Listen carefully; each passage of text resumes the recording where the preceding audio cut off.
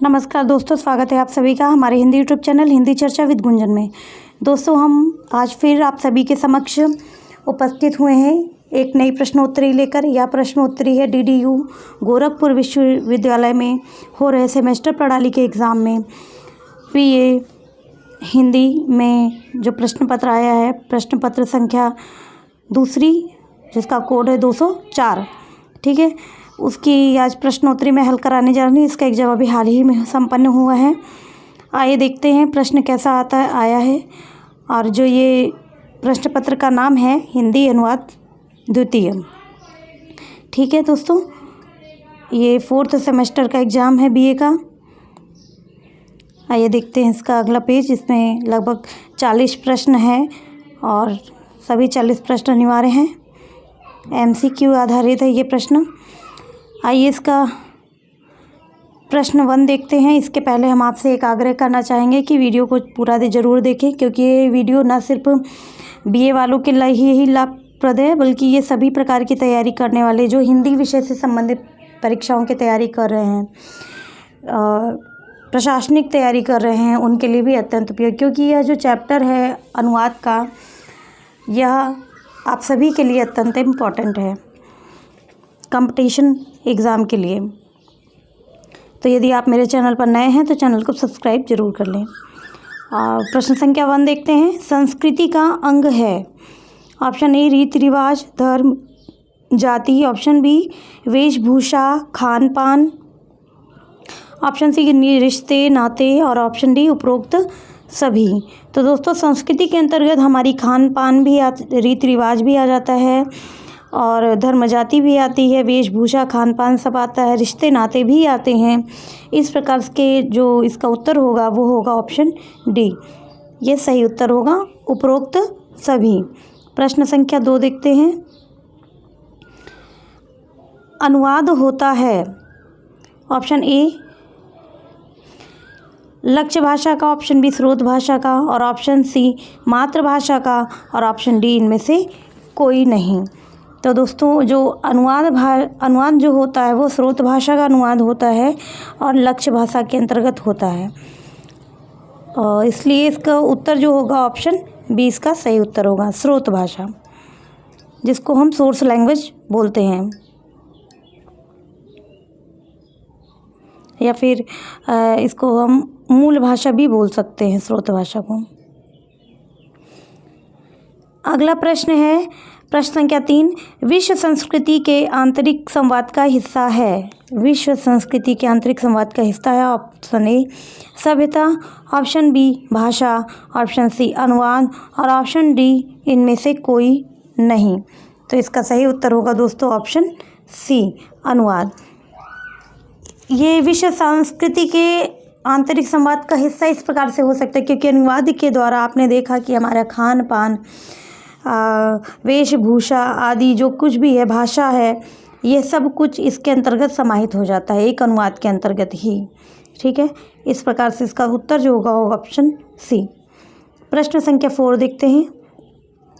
अनुवाद की महत्वपूर्ण भूमिका होती है। ऑप्शन ए सामाजिक विकास में, ऑप्शन बी सांस्कृतिक विकास में, ऑप्शन सी ज्ञान के विकास में, और ऑप्शन डी उपरोक्त सभी में।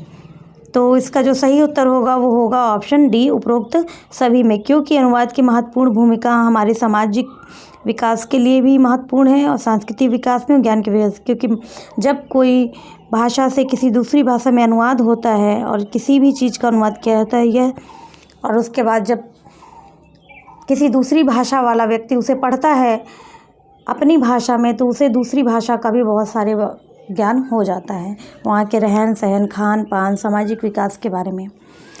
जैसे उदाहरण के बारे में हम आपको एक बताते चलें कि जैसे यदि हम शेक्सपियर के उपन्यास को हिंदी में पढ़ते हैं, हिंदी भाषा में पढ़ते हैं, तो हम शेक्सपियर जो कि ब्रिटेन में इंग्लैंड में रह कर के उन्होंने उपन्यास लिखा, तो वहाँ का जो खान पान है, वहाँ का बातचीत का लहजा है, वहाँ की जो वेशभूषा है, पहनावा है, वहाँ का वातावरण है, वो सब कुछ हम समझ सकते हैं।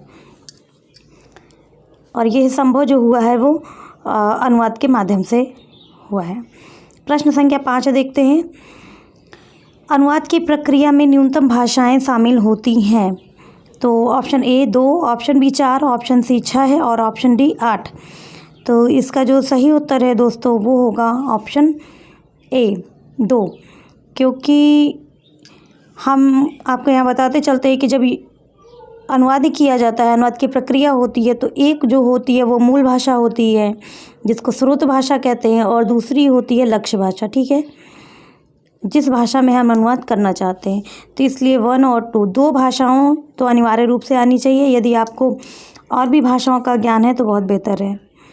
प्रश्न संख्या 6, अनुवादक को अच्छी जानकारी होनी चाहिए। ऑप्शन ए स्रोत भाषा व लक्ष्य भाषा की, ऑप्शन बी कम से कम 2 भाषाओं की, ऑप्शन सी अपनी मातृभाषा की और ऑप्शन डी मूल पाठ के भाषा की।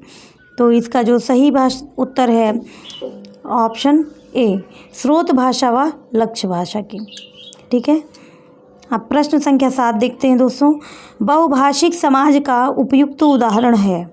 Option A Germany, option B France, option C चीन और ऑप्शन डी भारत। तो दोस्तों जो भारत है इसका सही उत्तर होगा ऑप्शन डी।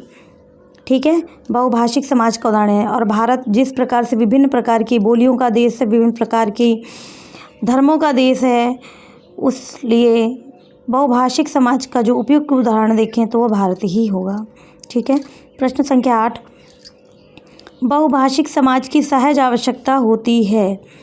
ऑप्शन ए मातृभाषा की, ऑप्शन बी अंग्रेजी भाषा की, ऑप्शन सी संपर्क भाषा की और ऑप्शन डी इनमें से कोई नहीं।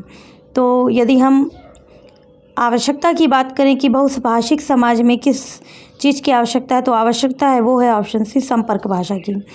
ठीक है, एक संपर्क भाषा ऐसी होनी चाहिए देश की जो कहीं भी देश के किसी कोने में हम जाएं तो उस भाषाभाषी लोगों से हम वार्तालाप कर सकें, इंटरेक्शन कर सकें। ठीक है, प्रश्न संख्या 9 देखते हैं। बहुभाषिक समाज में अनुवाद के क्षेत्र हैं। ऑप्शन ए दैनिक जीवन व्यवहार, ऑप्शन बी विज्ञापन, शिक्षा, पर्यटन, ऑप्शन सी सांस्कृतिक कार्यकलाप और ऑप्शन डी उपरोक्त सभी। तो यहाँ जो सही उत्तर होगा ऑप्शन डी उपरोक्त सभी। प्रश्न संख्या 10 देखते हैं। अनुवाद समाज, संस्कृति व भाषा को ऑप्शन ए कमज़ोर करता है, ऑप्शन बी समृद्ध करता है, ऑप्शन सी उदार बनाता है और ऑप्शन डी बी व सी दोनों। तो दोस्तों इसका जो सही उत्तर होगा वो होगा ऑप्शन डी, बी व सी दोनों सही है। कमज़ोर तो नहीं करता है, ठीक है, यह हमें समृद्ध करता है, हमारी संस्कृति को और हमारी भाषा को, साथ ही साथ उदार भी बनाता है। ठीक है, इसलिए यहाँ पर जो सही उत्तर होगा वो होगा ऑप्शन डी। प्रश्न संख्या 11, रेनेसां नवजागरण की चेतना के प्रसार में किसकी भूमिका नहीं है। यहाँ ध्यान रखिएगा, नहीं है की बात हो रही है। और रेनेसां नवजागरण काल ये आधुनिक युग की बात है। ये थोड़ा सा यूरोपीय और भारतीय दोनों प्रकार की चेतना को मिलाकर थोड़ा सा दोनों में अंतर जरूर है। लेकिन यदि हम बात करें नवजागरण की तो रेनेसां का हमारे देश के लिए, हमारी संस्कृति के लिए, हमारे समाज के लिए बहुत महत्वपूर्ण भूमिका रही है। यदि एक शब्द में बात की जाए तो जो देश प्रेम की भावना सर्वाधिक जागृत हुई आधुनिक युग में, वह रेनेसां का बहुत बड़ा योगदान उसके अंतर्गत रहा है। ठीक है, तो इसमें देखते हैं कि किस चीज़ की भूमिका नहीं है। अनुवाद की, ऑप्शन बी साहित्य की, ऑप्शन सी ज्ञान विज्ञान की और ऑप्शन डी उपर्युक्त सभी की। तो ऐसा नहीं है, ज्ञान विज्ञान को बहुत प्रोत्साहित किया, साहित्य को प्रोत्साहित किया, भाषा को प्रोत्साहित किया। ठीक है, थोड़ा सा यहाँ का ये नहीं है वाला मुझे थोड़ा सा डाउट लग रहा है। लेकिन अगर यहाँ पर उत्तर की बात करें, यहाँ रैंडमली अगर हम देना चाहें तो वहाँ होगा अनुवाद। ठीक है, प्रश्न संख्या 12, अनुवाद जोड़ता है। ऑप्शन ए बहुभाषिक समाज को, ऑप्शन बी भिन्न संस्कृतियों को, ऑप्शन सी भिन्न भाषा को और ऑप्शन डी उपरोक्त सभी को। तो अनुवाद किसको किसको जोड़ता है? ऑप्शन डी उपरोक्त सभी को। देखिए, बहुभाषिक समाज को भी जोड़ेगा अनुवाद, भिन्न भिन्न संस्कृतियों को एक करने का प्रयास भी करता है भिन्न भाषाओं को एक दूसरे को जानकारी पहुंचाता है। इस प्रकार से अनुवाद इन सभी को जोड़ने का कार्य करता है। प्रश्न संख्या 13 देखते हैं। अनुवाद एक ऐसी प्रक्रिया है जिसमें एक भाषा से दूसरी भाषा में व्यक्त किया जाता है। ऑप्शन ए स्रोत भाषा के विचार को, ऑप्शन बी स्रोत भाषा के भाव व बिंबों को, ऑप्शन सी स्रोत भाषा की अंतर छवियों को, यहाँ पर ता होना चाहिए, ठीक है दोस्तों, अंतर छवियों को, और ऑप्शन डी उपरोक्त सभी को।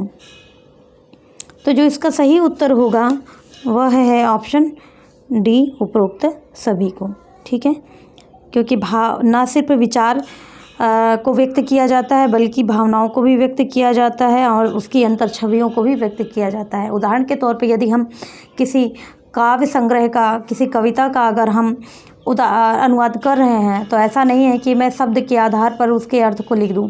उस कविता में क्या भाव उत्पन्न हो रहे हैं उन भाव को समझना ज़रूरी होगा अनुवाद करते समय, और उन भावों के आधार पर ही उन शब्दों का प्रयोग करना होगा, ठीक है, ताकि भाव जो है उसके मरने ना पाएँ।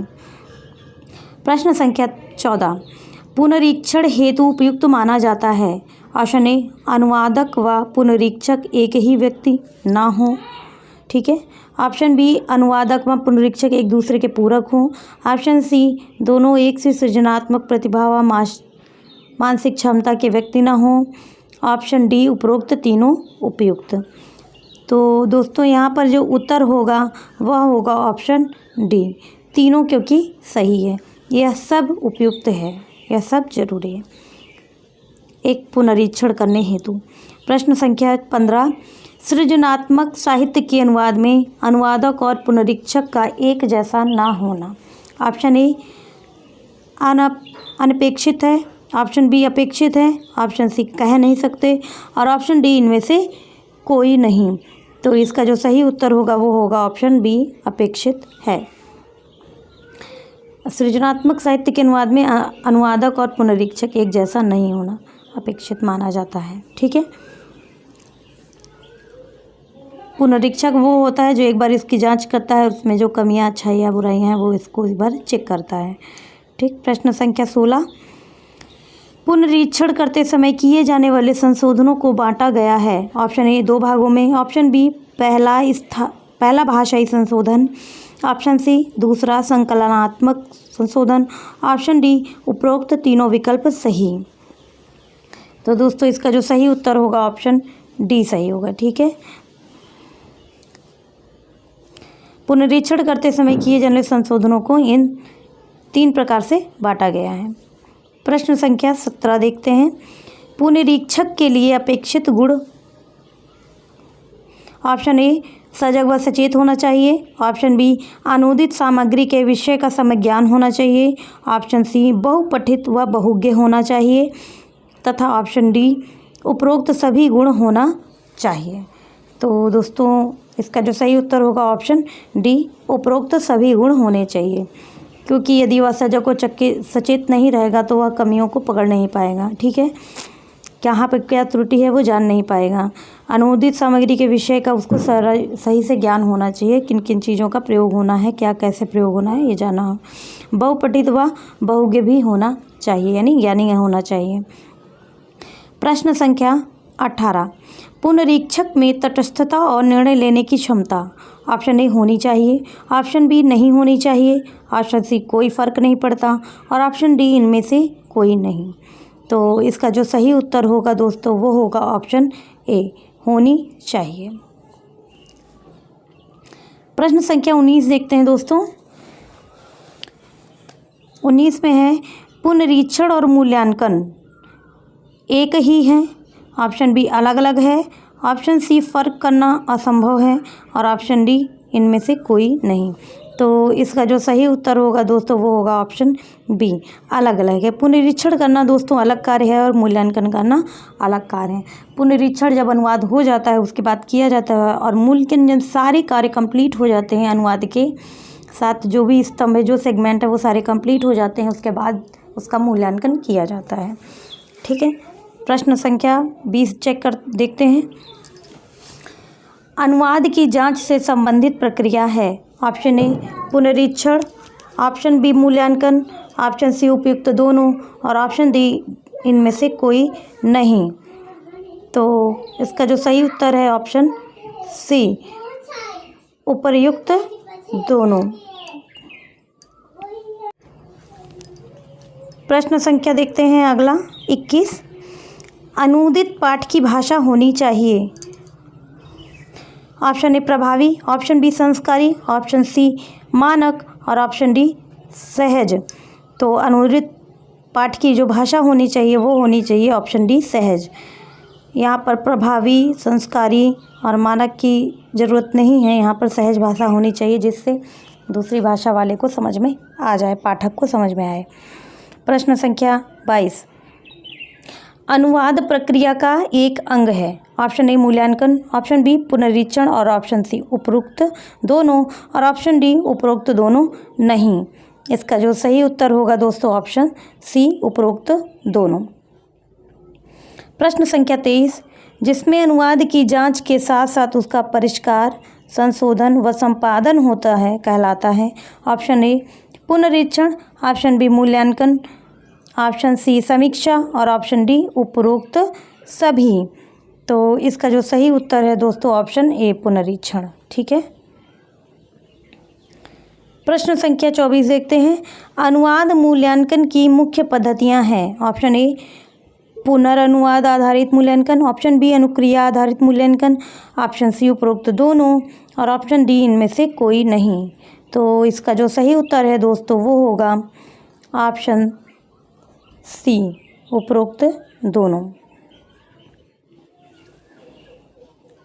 प्रश्न संख्या 25 देखते हैं। अनुवाद मूल्यांकन के आधार हैं। ऑप्शन ए क्लोज परीक्षण, ऑप्शन बी बोधन परीक्षण, ऑप्शन सी सस्वर पठन व उत्तम अनुवाद से तुलना और ऑप्शन डी उपरोक्त सभी। यहाँ सही उत्तर होगा ऑप्शन डी उपरोक्त सभी, क्योंकि ये तीनों ही जो हैं अनुवाद मूल्यांकन के आधार हैं। प्रश्न संख्या 26। अनुवाद समीक्षा के प्रकार हैं। ऑप्शन ए 2 प्रकार, ऑप्शन बी साहित्यिक पाठ की अनुवाद समीक्षा, ऑप्शन सी साहित्येतर पाठ के अनुवादों की समीक्षा और ऑप्शन डी उपरोक्त तीनों विकल्प सही। तो दोस्तों इसका जो सही उत्तर होगा वो होगा ऑप्शन डी उपरोक्त तीनों विकल्प इसमें सही हैं कि अनुवाद समीक्षा के कौन कौन से प्रकार हैं। ठीक है। प्रश्न संख्या 27 देखते हैं। अपनी प्रकृति और स्वरूप के आधार पर एक स्वतंत्र विधा के रूप में देखा जाता है। ऑप्शन ए अनुवाद पुनरीक्षण को, ऑप्शन बी अनुवाद मूल्यांकन को, ऑप्शन सी अनुवाद समीक्षा को और ऑप्शन डी उपरोक्त तीनों को। तो इसका सही उत्तर होगा दोस्तों ऑप्शन डी उपरोक्त तीनों को। ठीक है। प्रश्न संख्या 28। अनुवाद प्रक्रिया के बाद शुरू होता है। ऑप्शन ए अनुवाद समीक्षा, ऑप्शन बी अनुवाद मूल्यांकन, ऑप्शन सी उपरोक्त दोनों, ऑप्शन डी इनमें से कोई नहीं। तो इसका जो सही उत्तर होगा दोस्तों उसका सही उत्तर है ऑप्शन सी उपरोक्त दोनों। यह जो है अनुवाद प्रक्रिया जब कंप्लीट हो जाती है उसके बाद समीक्षा भी की जाती है और मूल्यांकन भी होता है। प्रश्न संख्या 29। अनुवाद समीक्षा के लिए अंग्रेजी में प्रयुक्त शब्द है। Option A quality assessment, option B criticism और रिव्यू, ऑप्शन सी रिवोल्यूशन और ऑप्शन डी उपरोक्त सभी। तो इसका जो सही उत्तर होगा दोस्तों इसका सही उत्तर है ऑप्शन क्रिटिसिज्म और रिव्यू, ऑप्शन बी। प्रश्न संख्या 30। अनुवाद की सफलता या विफलता की जांच करता है। ऑप्शन ए पुनरीक्षक, ऑप्शन बी समीक्षक, ऑप्शन सी मूल्यांकनकर्ता और ऑप्शन डी उपरोक्त सभी। और इसका जो सही उत्तर है दोस्तों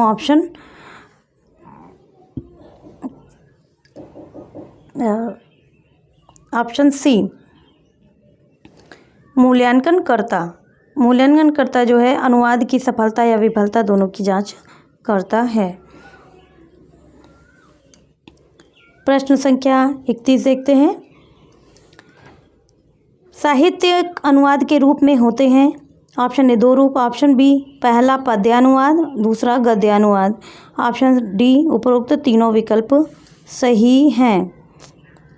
तो इसका जो सही उत्तर होगा दोस्तों ऑप्शन डी, उपरोक्त तीनों विकल्प सही हैं, क्योंकि जो अनुवाद होता है गद्य का भी होता है और 2 पद्य का ही होता है, और गद्य और पद्य जो हैं वो साहित्यिक विधाएं हैं। प्रश्न संख्या 32, पद्यानुवाद के अंतर्गत कौन सी विधा आती है?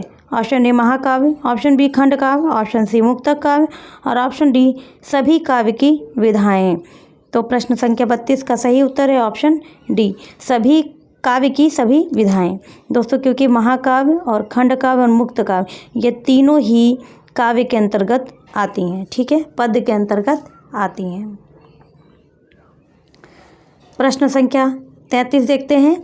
अनुवाद की सृजनात्मकता और रचनाशीलता की महत्वपूर्ण कसौटी है। ऑप्शन ए सामाजिक अनुवाद, ऑप्शन बी विधिक अनुवाद, ऑप्शन सी साहित्यिक अनुवाद, ऑप्शन डी उपरोक्त सभी। तो यहाँ सही उत्तर होगा दोस्तों ऑप्शन डी, उपरोक्त सभी। प्रश्न संख्या 34 देखते हैं। रेत समाधि के रचनाकार का नाम है। Option A Geetashri, option B Gitanjali Shree, option C Gitanjali Gunjan और ऑप्शन डी अरुंधति रॉय। तो दोस्तों ये बहुत ही चर्चित उपन्यास है इधर इस समय का, और ये कई सारे पुरस्कारों से सम्मानित भी रहा है, और यह इसकी जो लेखिका हैं वो लेखिका हैं गीतांजलि श्री। और प्रश्न संख्या 35, रेत समाधि की विधा है। ऑप्शन ए कविता, ऑप्शन बी नाटक, ऑप्शन सी कहानी और ऑप्शन डी उपन्यास। तो यह दोस्तों एकदम महत्वपूर्ण उपन्यास एवं चर्चित उपन्यास है वर्तमान में अभी। प्रश्न संख्या 36 देखते हैं। रेत समाधि का अंग्रेजी अनुवाद टॉम्ब ऑफ सैंड करने वाली प्रसिद्ध अनुवादक हैं। जी हाँ दोस्तों, गीतांजलि श्री ने जो रेत समाधि नाम से इन्होंने जो लिखी है उपन्यास विधा, यह टॉम्ब ऑफ सैंड का ही अनुवाद है हिंदी, ठीक है। और ये जो अंग्रेजी में जिन्होंने लिखा है उनका नाम देखते हैं। Option A Gitanjali Shree, option B Daisy Rockwell, option C Eliza, option D इनमें से कोई नहीं। तो इसका सही उत्तर है दोस्तों ऑप्शन बी डेजी रॉकवेल, ठीक है। प्रश्न संख्या 37, रेत समाधि को पुरस्कृत किया गया है। ऑप्शन ए साहित्य अकादमी से, ऑप्शन बी भारतीय ज्ञानपीठ से, ऑप्शन सी नोबेल प्राइज़ से और ऑप्शन डी बुकर प्राइज़ से। तो इसका जो सही उत्तर है दोस्तों, इसका सही उत्तर है option D Booker Prize. Booker Prize जो दोस्तों साहित्य के क्षेत्र में दिया जाने वाला अंतर्राष्ट्रीय सर्वोच्च पुरस्कार है और गीतांजलि जी से नवाजी गई हैं, ठीक है। प्रश्न संख्या 38 देखते हैं। नोबेल प्राइज़ से सम्मानित कृति है। Option A Ret Samadhi, option B Gitanjali, option C Godan और ऑप्शन डी उपरोक्त सभी। तो रेत समाधि को भी आपने देखा कि बुकर से सम्मानित हैं, ठीक है, ये इंटरनेशनल पुरस्कार है। गीतांजलि यह भी इंटरनेशनल पुरस्कार से सम्मानित है। गोदान ना तो बुकर सम्मान से सम्मानित है और ना ही नोबेल पुरस्कार से सम्मानित है। और यहाँ पर जो सही उत्तर हो जाएगा वो हो जाएगा ऑप्शन बी, गीतांजलि जो है नोबेल प्राइज़ से सम्मानित है, ठीक है। और जो जनगण मन का जो राष्ट्रीय गीत है वह भी इसी के अंतर्गत से लिया गया है, ठीक। रविन्द्रनाथ टैगोर जी की कालजयी कृति है ये। प्रश्न संख्या 39, अंग्रेजी कवि ड्राइडन ने साहित्यिक अनुवाद के भेद बताए हैं। Option A metaphase, option B paraphase और ऑप्शन सी मिटिएटेशन, ऑप्शन डी उपरोक्त तीनों। तो इसका जो सही उत्तर होगा वो दोस्तों वो होगा ऑप्शन डी उपरोक्त तीनों। मेटाफेज, पैराफेज, मिटेशन यह सभी जो है साहित्यिक अनुवाद के भेद ड्राइडन ने बताए हैं, ठीक है दोस्तों। प्रश्न संख्या 40 देखते हैं और यह इस पेपर का अंतिम प्रश्न है। सृजनशील लेखक और साहित्य के अनुवाद में ऑप्शन ए अंतर है, ऑप्शन बी अंतर नहीं है, ऑप्शन सी अंतर है भी और नहीं भी, और ऑप्शन डी इनमें से कोई नहीं। तो इसका सही उत्तर होगा दोस्तों ऑप्शन ए, अंतर है। सृजनशील लेखक और साहित्य के अनुवादक में अंतर है। जो सृजनशील लेखक होता है वह अपनी कल्पना के जरिए एक नए विधा का जन्म देता है, विधा का निर्माण करता है, और जो अनुवादक होता है वह उसको अपने शब्दों के माध्यम से, अपने ज्ञान के माध्यम से उस अनुवाद अथवा उस विधा को दूसरी अन्य भाषा में अनुवाद करता है, लिपिबद्ध करता है। ठीक है, और ये वीडियो कैसा लगा ज़रूर बताएंगे कमेंट बॉक्स में। पूरा वीडियो देखने के लिए आपका सभी का बहुत बहुत धन्यवाद।